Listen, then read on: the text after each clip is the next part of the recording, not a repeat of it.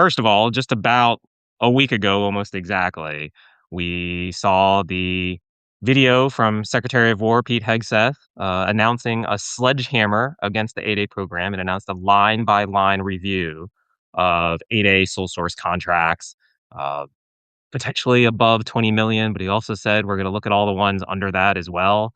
So we'll see if they're actually going to look at the ones under 20 million. I made the point that 20 million is a fairly big threshold for 8A sole source contract. That's above the individual threshold. But after that, we just had a flurry of action from SBA, from newsmakers as well. So on Monday, the 8A data call was due for 4,300 8A firms. They had to submit 13 sets of documents over 3 years, so 39 documents by Monday, but it was a federal holiday, so several of them were not able to get help on that day to submit all their information, and lo and behold, a couple of days later, SBA suspended over 1,000 8A businesses for not responding to the data call. I have a suspicion that the fact that Monday was a holiday had something to do with several of those firms not submitting their material, so, SBA may be getting some responses from those firms or potentially even appeals coming out of that 8A data call. SBA also announced a new 8A program mandate. I'll go deeper into that and see what's in there as far as social disadvantage. And then there's been a lot of talk about an article concerning the participation of white men in the 8A program. I had some data, some other people had some data, so I'll go through both of those issues. All right, so first to start with the SBA news release from just yesterday, SBA announced that it is issuing clarifying guidance that race-based discrimination is not tolerated in the 8A programs. SBA issued something called an 8A program mandate in this news release, and news release goes over some of the actions that SBA has taken pretty much against the 8A program. It's done the audit. It's cut the goal for small disadvantaged businesses. It's created this data call requirement, suspended over 1,000 firms, and then internal audits at Department of Treasury, Department of War, which you knew about. But this one also says the General Services Administration, GSA, is also conducting an internal audit of the 8A program. The news release attaches the 8A program mandate. It has 4 points in it. And the first one, I think most people would agree with, particularly after the 2023 Ultima decision that said that SBA could no longer apply a racial presumption preference. SBA comes out and says no applicant to the 8A program shall be denied nor given any presumptive preference based solely on his or her race. The 8A program should be administered race neutrally. I think the Biden administration in 2023 would have agreed with that. I agree with that now. It should be administered race neutrally.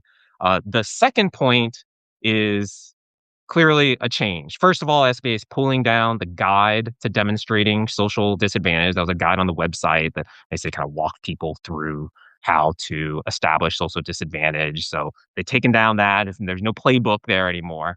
It also says SBA will not approve admissions to the program based on the Biden era social disadvantage narratives. I'm curious to see what that means and how it turns out.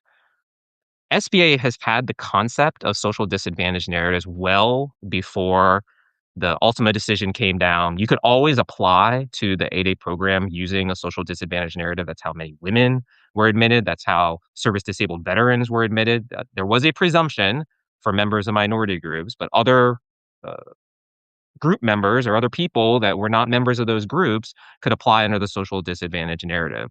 People applied under discrimination based on religion or discrimination based on a rural upbringing. There are other reasons to apply to the 8A program besides race. So that social disadvantage has been around. It's based in statute and in regulation.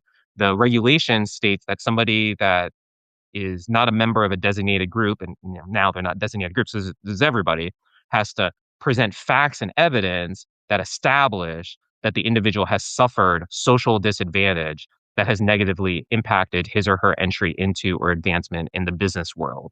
You could point to examples from education, employment, or business history.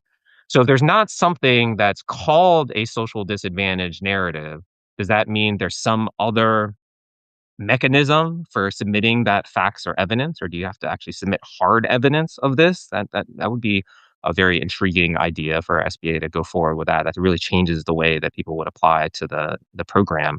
And then if it's not that, then is it just social disadvantage narrative in some other form? The memo goes on to say that employees in SBA's government contracting office and field operations shall treat all Americans fairly and equally. That's pretty straightforward. And then it says, when considering whether an individual has suffered social disadvantage, they may consider whether the person has been a victim of illegal or radical DEI policies or illegal affirmative action policies, or has otherwise been the victim of discriminatory practices such as race-based quotas, set-asides, or hiring targets.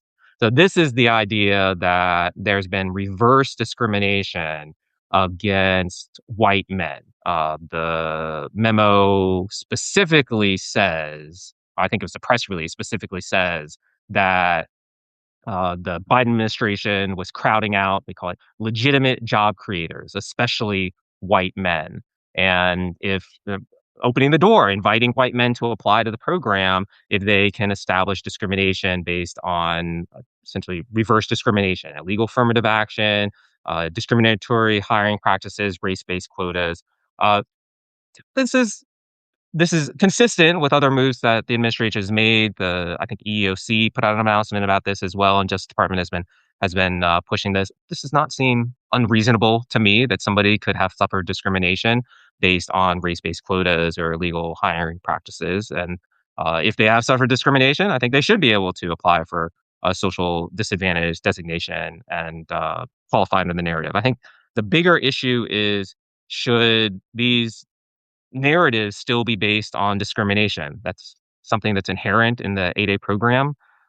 It does seem odd to me that SBA, as an agency that is tasked with developing small businesses and identifying good small businesses, this is what they do for the loan programs, is also tasked with determining whether or not someone has suffered discrimination in their life. That does not seem like that should be a core competency of an agency that's devoted to small business. But yet, with these social disadvantage narratives, that's what the agency is required to do. So this memo indicates that SBA is going to continue to do that. They're just also going to consider whether someone may have been the victim of discrimination based on DEI programs or illegal quotas. That seems like something that is possible, and at least for the time being, it keeps the 8A program alive and open and encourages new applicants and potentially applicants that have a good business history. So it doesn't close the door on other types of discrimination. It just opens up the door for these other criteria that other agencies have already brought out. Uh, I'll turn now to the City Journal article that's going around. This is called "No White Men Need Apply." And I have a big problem with this article, and it's data-based. Of course, it's data-based because I'm so deep into the contracting data. So it's trying to criticize the 8A program for saying that between 2020 and 2023, no contracts in the program went to white men. I have not confirmed that stat. I may spend some time looking at that. That seems, uh, well, it's 2020 to 2023 is the time period that no contracts went to white men. Why did they cut it off in 2023? It's 2026 now. Why do you cut off this data in 2023? And the reason is that after 2023 was the year that Ultima Services was decided, that struck down the presumption for social disadvantage to minority groups in the 8A program. And that decision opened up the door for white men to receive admission in the program, and they have taken advantage of that. I found in the article that I posted at the beginning of the week that the participation of white men in the 8A program has jumped 50% since 2023. So what I'd like to do is go in that other period. Why do you cut off the time period in 2023? If you keep going to 2025, 2026, you see a 50% increase. So what the problem about, if there's a problem that you're saying, oh, this program unfairly advantages minority owners, then that problem is already being addressed through the changes that SBA made in 2023. The number of white male own participants has jumped 50% since then. So I'd like to extend that data out a few years and see if the changes that they're looking for in the program are already happening, and they may even be accelerated by this guidance that SBA put out uh, just yesterday. So this article, been very well received on Twitter, and there's a lot of commentary about it. It makes some good factual points about some cases. There was a Supreme Court case that it cited that I hadn't heard of, that I was interested to read. But as far as the statistic that no white men received contracts between 2020 and 2023, I think you have to extend that out a couple years, and you'll see a big jump after 2023. You need to keep that up to date. The SBA, in its press release, also stated that it has suspended 1,000 firms. I found that it was actually 1,100 firms that SBA put out. There's a few lists going around online. I'll tell you, I don't find those to be accurate. I participate in the design of the system that people are using to find these lists. It's the SBA Small Business Search. It's search.certifications.sba.gov. And you can go in that system and find firms that are suspended. I would just be careful about looking up the status of the firms as previously certified. A firm that was previously certified does not mean that it's suspended. First of all, suspension doesn't mean you're out of certification. It just means that you're no longer, during that suspension period, eligible to receive new 8A contracts. Continue to work on your old 8A contracts. You can go out and get non-8A contracts. It only affects your ability to get new 8A contracts during that term of the suspension. It doesn't put you into the category of being previously certified. That category of previously certified means firms that graduated from the program, or potentially firms that were terminated or voluntarily withdrew from the program. SBA does not say in its press release that it terminated any firms after the data call. So the only classification that people should be looking for when they look into that system is suspended. So when you look up suspended, you find 1,100 firms. Sometimes there's duplicates because firms have multiple addresses, but you just look for the unique names and you find 1,100 firms. Prior to these suspensions, there were 4,316 firms in the 8A program. So that's a significant amount. It's over 25% of firms that SBA suspended over, seems like, the last 3 days due to the failure to submit on the data call. However, even though they suspended 25% of the firms, those firms are actually a very small part of the operation of the 8A program. I found that for the most recent full year, 2025, those suspended firms made up less than 3% of the 8A dollars in the program. So the 8A program had $26.9 billion when going through it in 2025. We talked about this on GovCon Intelligence, that it was the highest year ever for the program, 26.9 billion. But the firms that were suspended received less than 800 million of that. So that's less than 3% of the 8A dollars going to those firms. A lot of those firms have never had 8A contracts. 687 of those 1,100 firms have had no 8A contracts whatsoever, sole source, competitive, whatnot. So that's 62% of the suspended firms have had no 8A contracts. And then I went back to contracting data all the way back to 2016. So I just kind of looked at the last 10 years to see if those firms have received any contracts. And you have a really big chunk, over 450 firms, 463 firms in particular, that have had no federal contracts, 42%. So it could be the case that you get this big data call, 39 pieces of financial data or contracting data you have to submit to SBA, and you may look at it and think, I'm not getting anything out of the program. That's 60% of the firms that were suspended. I'm not getting anything out of contracting period. That's 40% of the firms that got suspended. And you decide, I don't want to spend the time and the money to respond to this. If what's going to happen to me is I'm terminated from the program or suspended from the program, that may be a risk that they were willing to take. And there are also, I think, firms that just, because it was a holiday, remember this was Monday, because it was a holiday, they didn't get the tech support they needed to submit their information. I think that's a very common situation as well. So what happens for these firms that are suspended? In the suspension letters, SBA gave an email address that firms can submit some sort of response to. So there are probably a good number of firms that may say, oh, I submitted on Tuesday or Wednesday after I got my tech stuff solved.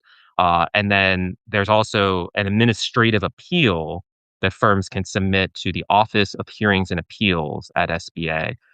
Those appeals are due within 45 days of receiving the suspension letter. So firms may be able to go to the judge. There's one judge, Christopher Holloman, at the SBA Office of Hearings and Appeals to appeal their suspension.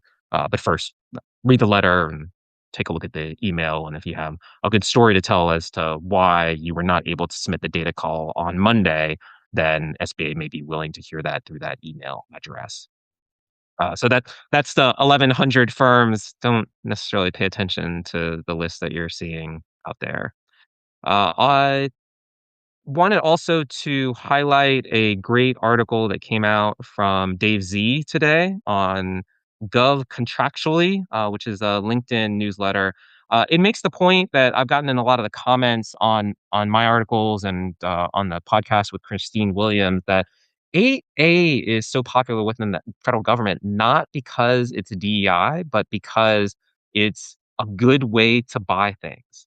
It's primarily a sole source program.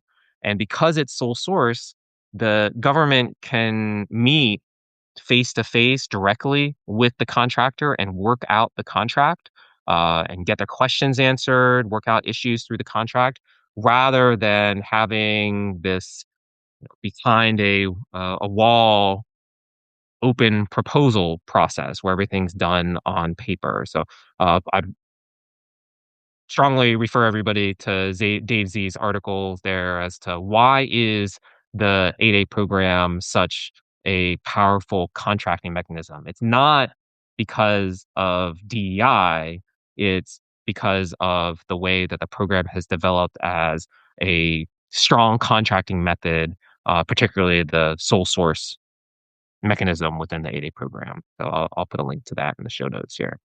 I'm going to go to Q&A. I have a lot that's come in on the Alaska article that I put out, and then the podcast that I had with Christine Williams. There's a great comment that says the fraud numbers contextualization is crucial, especially when clickbait headlines ignore the competitive reality where 4 out of 5 firms never land a contract.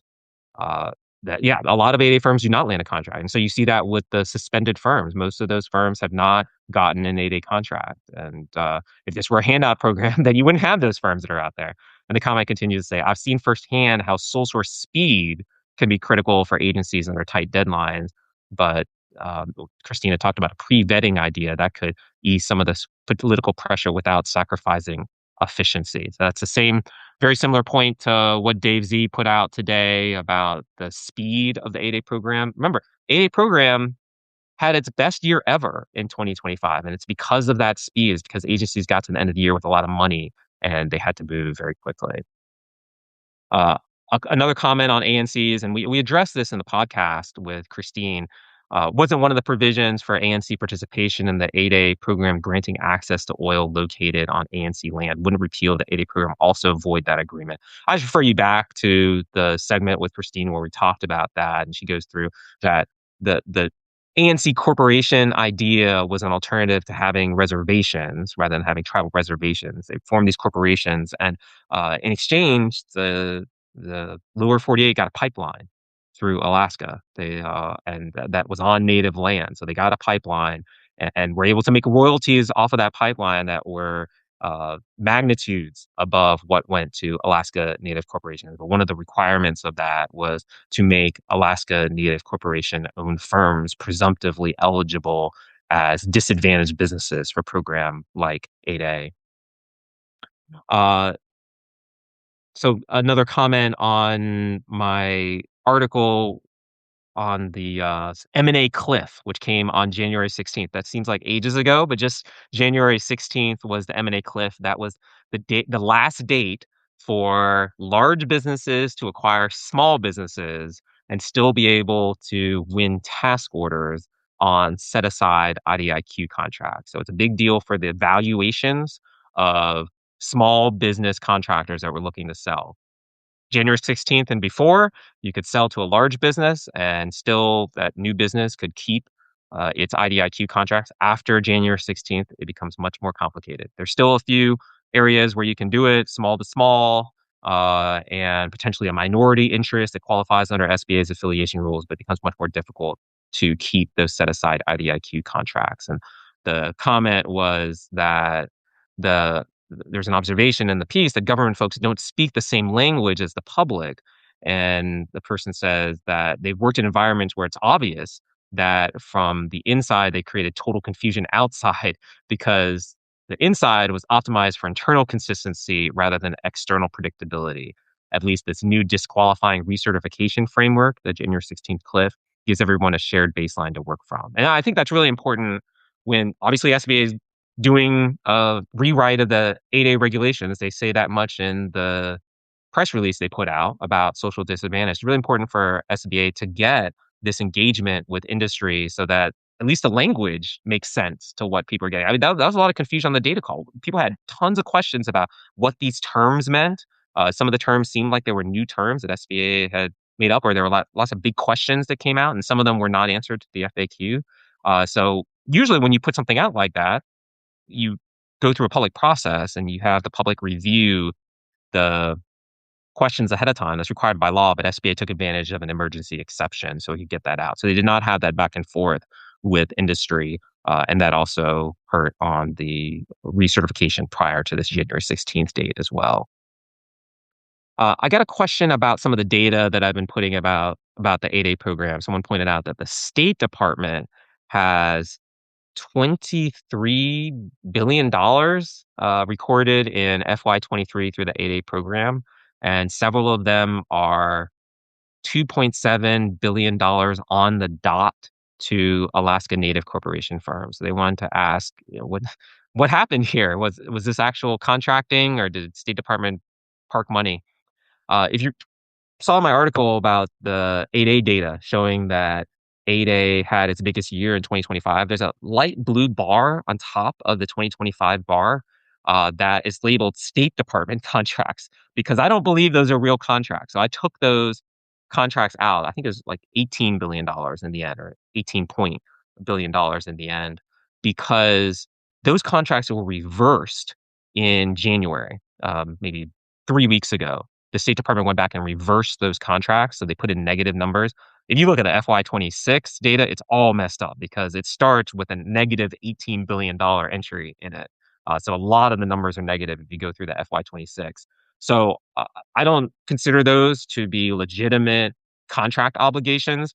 So I back them out when I talk about the 8A data. I don't know what SBA is going to do. SBA is going to get probably similar data to what I got, and they're going to have to decide whether or not they include those reversed State Department contracts or they go ahead with those. But it is very suspicious. I don't know the story behind that. I mean, part of it could be state awarded these contracts and they saw the scrutiny on the 8A program and said, we don't want anybody to see that we awarded $18 billion to ANCs, and they backed out of it. I don't actually think that's the case. I think it was probably just a paperwork error. I mean, somebody fat fingered some numbers or put in numbers into the wrong box, and it just happened to be a very, very large amount of money. That is not unprecedented. I've seen that happen before.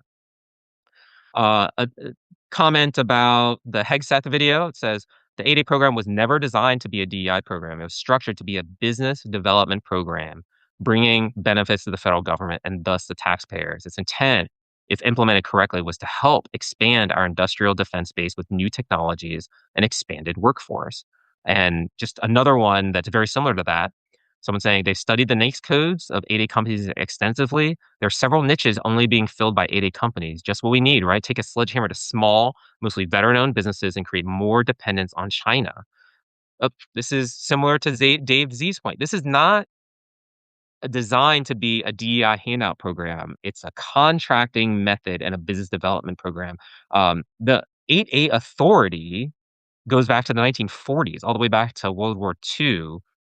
At that point, the federal government was also trying to bring in new firms into the industrial base. And so they went out and sought small businesses that could fulfill specific military needs. They would actually go and find manufacturers that could turn around their factories to build stuff for the military. And by giving them these sole source contracts and encourage more companies to enter the industrial base. It was incentive for beginning to work with the federal government. Seems like we could use that same incentive now. If there are small business American manufacturers that are out there could supply the military, as that second comment says, then let's try to see if we can get them into the 8A program and use that sole source authority to encourage them to work for Department of War or healthcare, HHS. This small businesses are the engine of America's innovation. They can come up with these solutions, but they need that extra push to get in. It's very complicated to work in government contracting. That sole source authority is the push, the incentive to get them into the industrial base. But I completely agree that not designed to be a DEI program. This was a business development program to expand the industrial base. Uh, Another question is what's the impact of this 8A sledgehammer on the other programs? And it sounds like now we're not just going to be reviewing 8A contracts. It's going to be more than 8A contracts. It's going to be other programs as well. So we'll see what happens with that. You know, other programs have undergone reviews. There's a big review of the veteran-owned service-able vet program. I think, gosh, is that like over a decade ago, but that resulted in the VA's certification coming over to SBA because of some concerns with the VA handling of that program. I was at SBA for a big hub zone review, and there's been scandals in the hub zone program that have come out that are still in criminal court right now. And women-owned program is not dealt with as much, but that program is fairly small, and there still has been, even in that program, legislation to try to increase the scrutiny on women-owned small businesses. So all of these programs go through some sort of important review in the uh, industrial base and to make sure that they're not susceptible to fraud. And then one person did write to me and say that they had just applied to the 8A program, and they said, "Is this bad timing under this administration?" I came up with a fairly surprising fact, which is SBA has not approved an 8A firm since August 15th. The very last firm to be approved in the 8A program was August 15th. Maybe now with this white men should apply memo, that will change and there'll be more approvals because, you know, it seems like if you're going to say, oh, we're going to start approving narratives based on reverse discrimination, then you have to actually approve firms. So we'll hopefully see that turn around. And you know, now if these firms that are suspended don't come back in, you have over 1,000 slots for firms to come in based on that new social disadvantage criteria. But it doesn't look like they're moving very fast on these applications. And the administrator did mention that, I think, in a tweet and also in the press release, that the Trump administration approved fewer than 70 firms. But it's now all of those were before August because the latest firm was August 15th. Okay, a couple questions from the chat. What do the 1,000 firms need to do if they've been suspended? There are some instructions in the letter. I think number one is there's an email address that SBA set up, and number two is you can file an appeal to OHA. That appeal, based on SBA's regulations, is due within 45 days. The OHA is SBA's Office of Hearings and Appeals. Another question, what's keeping the sole source authority in the business development program from being applied or extended to all small businesses? That is, somebody actually put a comment on another one. I didn't grab it. And you know, what is special about 8A that prevents that from being extended out? You know, originally 8A was just other small businesses, but the impediment, or not the impediment, but the addition of the social and economic disadvantage criteria is from Section 7J of the Small Business Act. I think that might have been late 70s, early 80s, where that came about, where it became limited to the special category of socially and economically disadvantaged businesses. So that's the criteria that keeps it within the 8A program and the current 8A program, and not expanded out to small businesses. But up until that point, and actually all the way through the whole history of SBA up until like the late 60s, the authority was available to small businesses. It's just that SBA didn't use it. There's a question about what is the review of ANC tribal companies as far as their sole source contracts. The review, as announced by Secretary Hegseth, was all 8A sole source contracts above $20 million, and then he said we'll review all the small ones as well. And if you follow the video closely, the review is not necessarily about fraud. The review is more about how much is it serving the warfighter? Is it he uses the word lethality over and over again. So it's not necessarily it kind of goes back to the Doge reviews from April and May of last year. Like we're looking line by line through contracts to see whether they serve the taxpayer. Now the difference here is you're just looking at small business contracts. This isn't every contract. This is small business contracts specifically that Department of War is going to start going through to determine whether it serves the warfighter and whether it serves lethality.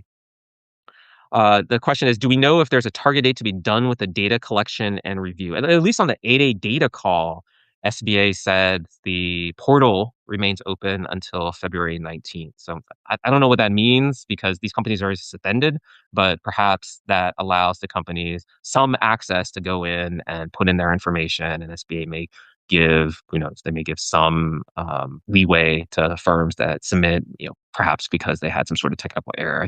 I think many people learned that system is not foolproof, and especially if lots of people are hitting it at the same time, it had some slowdowns, and then there were some issues, I think, with claiming the business and making sure that you don't have multiple people claiming the business. And then there's a comment that there's reorganization going on inside SBA, confusion with the career staff from the seventh floor. I mean, this happens. This is not a Republican Democrat thing. There's always kind of reorganizations within SBA. At one point, I think under the Obama administration, they were going to pull all of SBA into the Commerce Department. So they're always kind of shifting things around at SBA and trying to figure out where people are and where this responsibility goes. It's kind of interesting that with the data call, that came out from the SBA General Counsel's office, not from SBA's Office of Government Contracting. And then when this new criteria comes out about social disadvantage, that's directed at SBA's Office of General Counsel. So a little bit of inside SBA baseball there. Thanks very much. Thanks very much, everybody. Hope you have a great weekend if you're on the East Coast, or I think most of America. Good luck braving the snow, and get the shovels ready and salt ready for the ice. For those of you who are going to the 8A conference in Nashville, please stay safe. Good to see everybody. We'll see you next time.